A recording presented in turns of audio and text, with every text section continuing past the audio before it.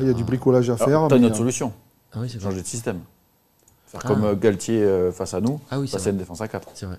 Mais alors ça... Ce que tu as fait d'ailleurs à la sortie de Gigot. Ouais, mais quand tu joues à 10, ok. Non, mais d'accord, mais il a déjà eu fait avec la sortie d'Mbemba de passer à 3 derrière en étant à 10. Le changement de système avec Tudor, j'y crois pas du tout. Surtout que le système est plutôt bien huilé.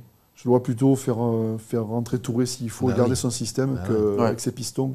Non, mais moi j'ouvre les hypothèses. Oui, bien sûr. Parce que le problème, c'est qu'il a l'air rigide. Voilà. Il est un peu psychorigide. Parce que, bon, le système, il ne veut pas le bouger, d'accord, mais quand l'équipe est sans solution, à un moment donné, peut-être qu'il faudrait trouver d'autres circuits. Et ça, malheureusement, on ne voit pas trop d'évolution à ce niveau-là. Est-ce que c'est le système ou est-ce que c'est... Ou est-ce que ce sont les joueurs? Est-ce que tu peux jouer avec Mbemba, Balerdi dans l'axe? Moi, je dis oui. Moi, j'ai l'impression que c'est bon, on a bien vu comment on jouait. Et les équipes, elles savent à peu près nos circuits préférentiels, elles s'organisent pour tout couper. Mais finalement, nous, qu'est-ce qu'on fait? D'ailleurs, Galtier le disait après le match, il disait l'OM, ce qu'ils font, c'est qu'ils vont te mettre une pression tout au long du match sur tes relances.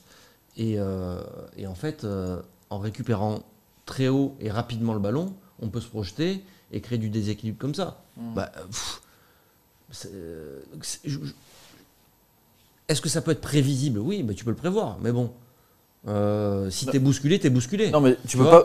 Et si tu mets la pression, tu vas récupérer le ballon. Ça, tu peux rien faire de spécial, sauf être entraîné techniquement au point pour sortir de la pression. Mais là où tu peux embêter l'OM, c'est dans le côté inverse. Quand l'OM doit sortir, c'est là où tu sais par où ils vont passer parce qu'ils passent sur les côtés. Et c'est là où tu les bloques. Et c'est déjà arrivé plusieurs fois cette saison. Là, ça, on se fait, ces derniers temps, ça arrive souvent quand même. Oui. Donc ça veut dire que malheureusement, on n'a pas de solution alternative que, voilà, là, paf, les pistons, les machins, tac, Sanchez qui décroche. Après, le bémol, pour passer à une défense à 4, c'est que le profil de tes pistons... Défense à 4, tu mets qui? Tu mets Balerdi. Tu mets Tavares et Klose. Voilà, justement, j'en arrivais là, c'est que Tavares et Klose, voire même Caboret, pour moi, ils n'ont pas le profil de purs latéraux dans une défense à 4. Après, Paris l'a fait.